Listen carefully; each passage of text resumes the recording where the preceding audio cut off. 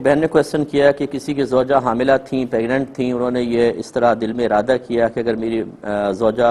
خیریت سے فارغ ہو گئی تو میں سیدنا شیخ عبد القادر جیلانی رضی اللہ تعالیٰ عنہ کے ایصال ثواب کے لیے کوئی بکرا ذبح کروں گا، تو کیا وہ اسی بکرے میں عقیقے کی بھی نیت کر سکتے ہیں یا نہیں؟ دیکھیں، پہلی بات تو یہ کہ بالکل وہ ایسا کر سکتے ہیں، لیکن یہ ذہن میں رکھیں کہ یہ بکرا صرف اللہ تبارک و تعالیٰ کے قرب کے حصول کے لیے ذبح کیا جائے گا، ثواب بھی اللہ عطا فرمائے گا۔ ارادہ بس یہ رکھیں کہ اس کا جو ثواب اللہ تعالیٰ مجھے دے گا، میں یہ دعا کروں گا یا ارادہ کروں گا کہ اس کا ثواب حضرت شیخ عبد القادر جیلانی رضی اللہ تعالیٰ عنہ کو بھی پہنچ جائے، کیونکہ جانور اللہ کے لیے ذبح کرنا ہے، ثواب بھی اللہ عطا فرمائے گا۔ اور صرف اس نیت کی وجہ سے وہ بکرا عقیقے کی نیت کے سلسلے میں ممنوع نہیں ہو جائے گا، لہٰذا وہ 7ویں دن جیسے ہوتا ہے بچہ پیدا ہو جائے، 7ویں دن اسی بکرے میں عقیقے کی پہلے نیت کر لیں اور یہ بھی ارادہ کر لیں کہ جو اس کا ثواب ملے گا حضرت شیخ عبد القادر جیلانی رضی اللہ تعالیٰ عنہ کو پہنچ جائے، دونوں چیزیں آپ کو حاصل ہو جائیں گی۔ لیکن جو اگلا بچی نے کویسچن کیا تھا کہ بعض علماء یہ کہتے ہیں کہ اگر آپ جہاں پہ نفلی روزے رکھنے کا حکم ہے، جیسے شوال کے 6 روزے، اگر آپ رمضان کے قضا روزے بھی اس میں رکھ لیں گے تو یعنی نیت کر لیں تو دونوں ادا ہو جائیں گے، تو یہ مناسب نہیں ہوتا، کیونکہ یہ میرے آقا صلی اللہ علیہ وسلم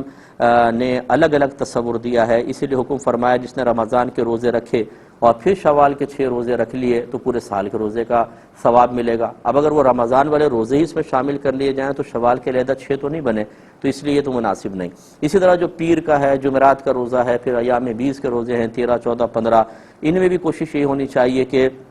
علیحدہ کر لیں، لیکن اس میں اگر کوئی عالم یہ کہتا ہے کہ اگر آپ قضا روزے رکھ لیں تو وہ بھی ہو سکتا ہے اللہ تعالیٰ ثواب عطا فرما دے، تو اس میں گنجائش نکلتی ہے، لیکن بہتر یہ ہے کہ علیحدہ علیحدہ ہی ان کو رکھا جائے، بہتر یہ ہے۔ ایک انہوں نے کہا کہ کسی نے بلی پالی ہوئی، ایک پڑوسیوں کی بلی ہے، یہ جب اپنی بلی کو کھانا کھلاتے ہیں وہ پڑوسی کی بلی بھی آ جاتی ہے تو وہ اس کو بھی دینا پڑ جاتا ہے، تو 6 مہینے ایسے گزر گئے تو اب وہ چاہتے ہیں اس کو پکڑ کے کسی اور جگہ چھوڑ کر آ جائیں، تو کیا یہ حقوق العباد کی تلفی کا معاملہ تو نہیں ہوگا؟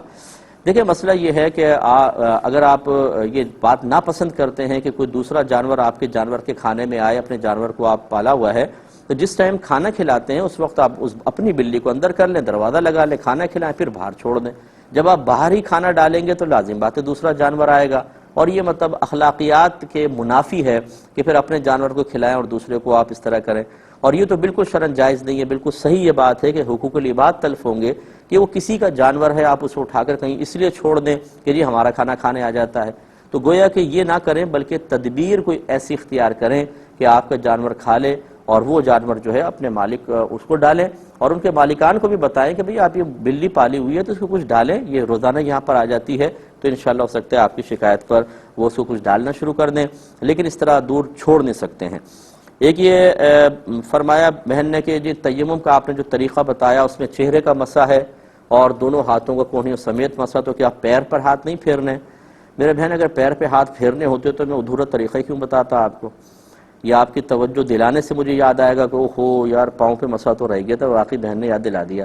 یہ اچھی طرح یاد رکھیں، اس میں صرف 2 ہی فرض ہوتے ہیں، اور وضو کا بھی اسی طرح تیمم ہوتا ہے، غسل کا بھی اسی طرح ہوتا ہے۔ کوئی حالت جنابت میں ہے، پانی استعمال نہیں کر سکتا، تیمم کرے گا تو صرف اسی طرح 2 فرائض پورے ہوں گے، تو اس لیے جتنا بتایا جائے اتنے پہ آپ توجہ رکھیں۔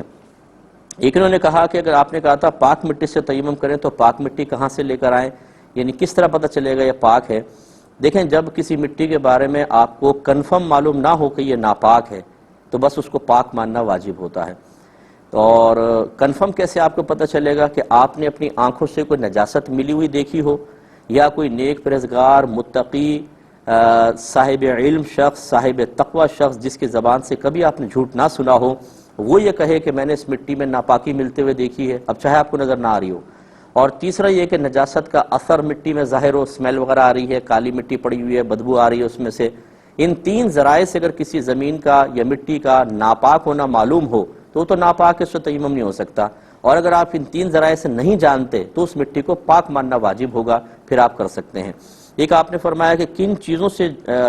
تیمم جائز ہے، اس میں اصول شرع یہ ہے کہ جو چیزیں زمین کے جنس سے ہیں ان سے تیمم ہو سکتا ہے۔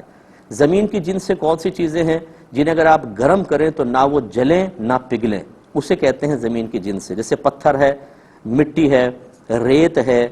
اس طرح جو سنگ مرمر کی ٹائلز وغیرہ سنگ مرمر ہے، یہ پتھر ہی ہوتا ہے، انہیں آپ لاگ آگ میں گرم کریں، گرم ہو جائیں گے لیکن نہ پگھلیں گے نہ جلیں گے، تو ان سے تیمم ہو سکتا ہے۔ اور ہمارے امام اعظم ابو حنیفہ رضی اللہ تعالی عنہ کے نزدیک پتھر پر مسح کیا جائے تو اس پہ غبار کا ہونا ضروری نہیں ہے، لہذا اگر سنگ مرمر کا چکنا پتھر ہے یا بعض اوقات گول گول چکنے چکنے پتھر ہوتے ہیں، اس کو بھی اگر آپ ہاتھ پہ پھیر کر اس سے تیمم یعنی ہاتھ پہ مسح کر کے اور تیمم کرنا چاہیں تو بالکل اس سے بھی تیمم کر سکتے ہیں۔ اور ہم اکثر مشورہ دیتے ہیں جو جہاز کے سفر کرتے ہیں وہ اسی طرح کوئی گول چکنا پتھر اپنے پاس رکھ لیں اپنے بیگ میں، تاکہ جہاز میں اگر فرض کر لیں یہ پرابلم ہوتی ہے کہ پانی وغیرہ نہیں ہے تو تیمم کر کے کم از کم آپ نماز ادا کر سکتے ہیں۔ بہن نے فرمایا کسی نے ان کو جاب وغیرہ کے سلسلے میں وظیفہ بتایا ہے سورہ یاسین اور سورہ مزمل کے پڑھنے کا، تو اگر درمیان میں ایام مخصوصہ آ جائیں،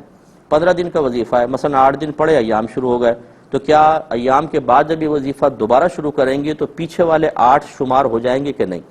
تو بالکل ہو جائیں گے۔ اس میں عورتوں کے لیے بڑی رعایت ہوتی ہے، جیسے کہ کفارے کے روزے کو آپ دیکھ لیں کہ 60 روزے لگاتار رکھنے ہوتے ہیں، لیکن خواتین کو اجازت ہے کہ فرض کر لیں اگر 10 روزے رکھے تھے کہ حیض شروع ہو گیا، پھر اس کے بعد بقیہ روزے 11 سے شروع کریں گی، وہ 10 روزے کاؤنٹ ہوں گے۔ مردوں کے نہیں ہوتے ہیں، اگر مرد 49 بھی رکھ لے اور ایک روزہ کسی عذر سے بھی چھوٹ جائے، دوبارہ اس کو یعنی 59 روزے اگر رکھے تھے اور کسی عذر سے ایک بھی روزہ چھوٹ گیا، دوبارہ 60 روزے رکھنے پڑیں گے۔ تو خواتین کے لیے کافی نرمی آسانی ہے۔ لیکن میں ضمناً یہ عرض کر دوں، بہرحال جس نے آپ نے نام یہ لیا ہے کہ جی کسی مفتی صاحب نے وظیفہ بتایا ہے، اللہ کر کے واقعی وہ مفتی ہوں، ورنہ آج کل تو ہر شخص مفتی ہے، تو یہ سورہ مزمل کا جو وظیفہ ہے یہ بہت ہی گرم وظیفہ ہوتا ہے، اچھی طرح یاد رکھیں، اس کو بہت احتیاط سے پڑھیں اور اللہ تعالیٰ اس کے مثبت نتائج ہی آپ کو دکھائے۔ ایک یہ کہتے ہیں کہ وہ پچھلی دفعہ بچے نے سوال کیا تھا کہ کسی شوہر نے بیوی سے کہا جا میں نے تو طلاق دی، تو بیوی نے کہا کیا کہا، اس نے دوبارہ دہرایا، بیوی نے کہا کیا کہا، اس نے تیسری مرتبہ دہرایا۔ اب وہ بیوی کہتی ہے ماشاءاللہ بہت ہی سمجھدار تھی، تربیت یافتہ تھی، ماں نے اچھی تربیت کی تھی، تو اس بچی کہنے لگی کہ میں نے تو اصل میں تمہارے منہ سے 3 طلاقیں ہی نکلوانی تھی، اس لیے میں جان بوجھ کے کہہ رہی تھی کہ کیا کہا مجھے سمجھ میں نہیں آ رہا، اور تم نے 3 دفعہ کہہ دی تو طلاق ہو گئی۔ تو ایسی بہت ہی ہوشیار قسم کی جو بچی ہے اس کے لیے میری گزارش ہے کہ آپ کے بار بار زبان سے نکلوا دینے سے کوئی فرق نہیں پڑے گا۔ جواب اب بھی ہمارا وہی ہے کہ شوہر نے اگر یہ سمجھا کہ بیوی کو سمجھ میں نہیں آ رہا اور اس نے پہلی طلاق کی ہی دوبارہ خبر دی ہے، اسی لفظ کو تیسری مرتبہ دہرایا، تو ایک ہی طلاق پڑے گی اور یہ ہوشیاری بیوی کے گویا کہ کام نہ آئی۔ ایک انہوں نے کہا کہ ایجاب و قبول، آپ نے کہا نکاح ایجاب و قبول کا نام ہے، تو بعض اوقات ڈراموں میں ایسا ہوتا ہے کہ ایجاب و قبول کروایا جاتا ہے، تو کیا وہ میاں بیوی ہو جاتے ہیں؟ دیکھیں نکاح کے صحیح ہونے کی شرط یہ ہے کہ جتنے لوگ بیٹھے ہیں وہ جانیں کہ یہ نکاح ہو رہا ہے، یہ بھی ضروری ہوتا ہے، یعنی ان کو معلوم ہو کہ یہ نکاح ہو رہا ہے، نکاح ہی کرنا مقصود ہے، تب وہ نکاح مانا جائے گا۔ اب ڈراموں میں چونکہ ایجاب و قبول ہو رہا ہوتا ہے، سب کو پتہ ہے ڈرامہ کر رہے ہیں، یہاں پہ حقیقتاً نکاح کرنا مقصود ہی نہیں ہے، تو یہ بہرحال نکاح نہیں ہوتا ہے، کیونکہ وہاں سب اچھی طرح جانتے ہیں کہ یہ اصل میں حقیقی طور پہ ایجاب و قبول کرنا مقصود نہیں ہے۔